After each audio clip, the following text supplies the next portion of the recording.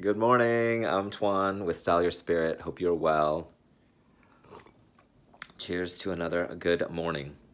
So, today I'm going to be talking about one of the things that so many of my friends, both personal and professional, my soul brother and sisters out there have been talking about, and it's a concept of waiting, not being in the present moment.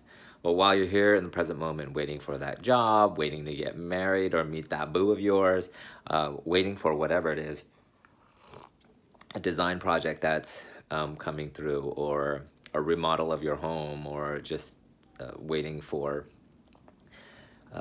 your the design of what's in your head of what your home or your life would look like to come together. Are you waiting well? That's the question we're asking today. This was inspired by one of my friends, Carolyn Norton, who is the alumni relations manager for Coca-Cola Scholars. And she is one of the most kind, inspiring, and fierce people I know. And I met her when I was invited back in the day to speak for the Coca-Cola Scholar Summit in Atlanta. And she started this new project, and literally, she's blogging about waiting well. And her website, I'll share it in my blog below. It's called areyouwaitingwell.com. And it had me thinking about how I've designed my life and what I've been waiting for. So I wanted to chat a little bit about that. I'm here in my room right now because, as you see right here over my head, these little pendant lamps. I've been waiting. Put those up to finalize my decor of my master bedroom. And I don't know why it took me so long, but it finally took me over like several years to put it up. I want to say 3 years. And this is coming to you here from my guest room. I'll put that down real quick. And I'm so excited about today's post that I actually took notes in my gratitude work journal. And here's Carolyn's website, areyouwaitingwell.com.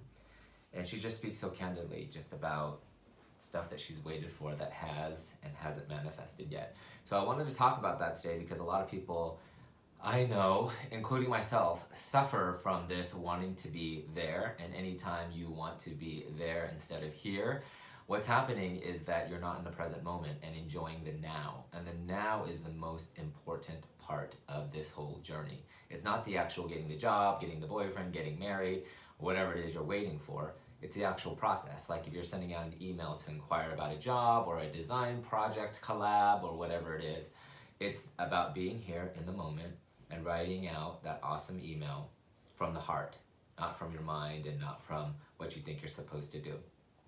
So I took some notes here just to talk about a few things in what my experience of waiting well has been.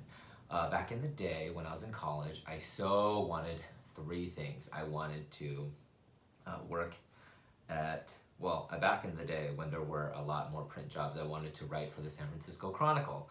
And eventually I thought, I just want to tell stories to inspire people to be better and do better. So I thought maybe TV reporter in a big city. I made it all the way back to San Francisco.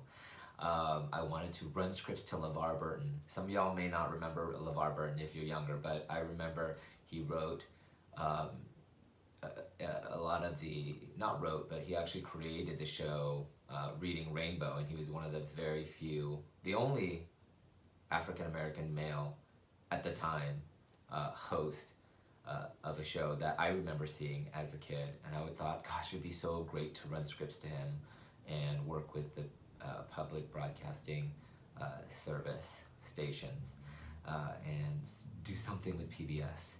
And I also wanted to teach at the college level, and I wanted to teach at the college level for many reasons. One of them being, at the time, there's nobody in my family that had a 4-year degree, and my sister was working on it. So I'm happy to say that all 3 of those things I have accomplished. And the waiting wasn't as fun because I was like, always wanting to, whether it be at a smaller city that I was in, starting my reporting career. I started in Wausau, Wisconsin, and wanted to make it to San Francisco.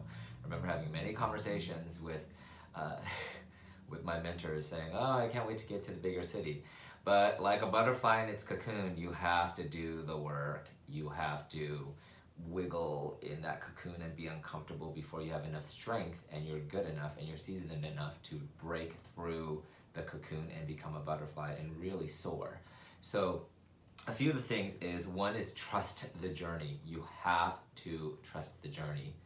That's a really good way of waiting well. And how do you do that? You just have to do the work. This is the second part.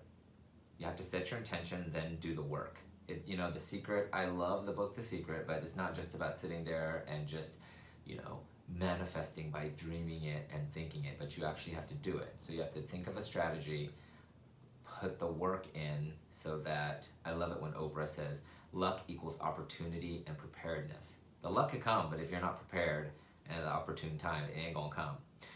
And the third thing, or the last thing I should say, is you have to surrender. Once you've done all the work, this is the hardest part, is just surrendering and knowing that whatever is meant to be will come your way.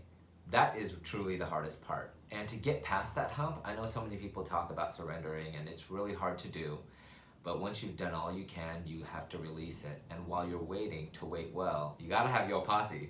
So having a tribe is super duper important. So those are the few points that I wanted to, from my experience, talk about how I've been waiting well. And I'll add that in I'll add all these bullet points to the blog link below in my blog. And one last thing is so important, one of the biggest life lessons, anytime I'm fearing about anything, whether it's personal, professional, spiritual, whether it's about finances or finding a job or whatever it is, it's important to, when I'm in that fear, which is to me that darkness, and you're feeling despondent or hopeless, I think of gratitude. Having a gratitude journal, expressing your gratitude to friends and family, and putting it out there in the universe, it boomerangs back. So I let myself have that poo-poo for just a quick minute, just a quick second, but then I release it. And that is so important, because fear and gratitude cannot live in the same space. So I hope you're waiting well. How are you waiting well? I want to know. So please comment in the comments below, and I hope to see you soon and see how you're waiting well.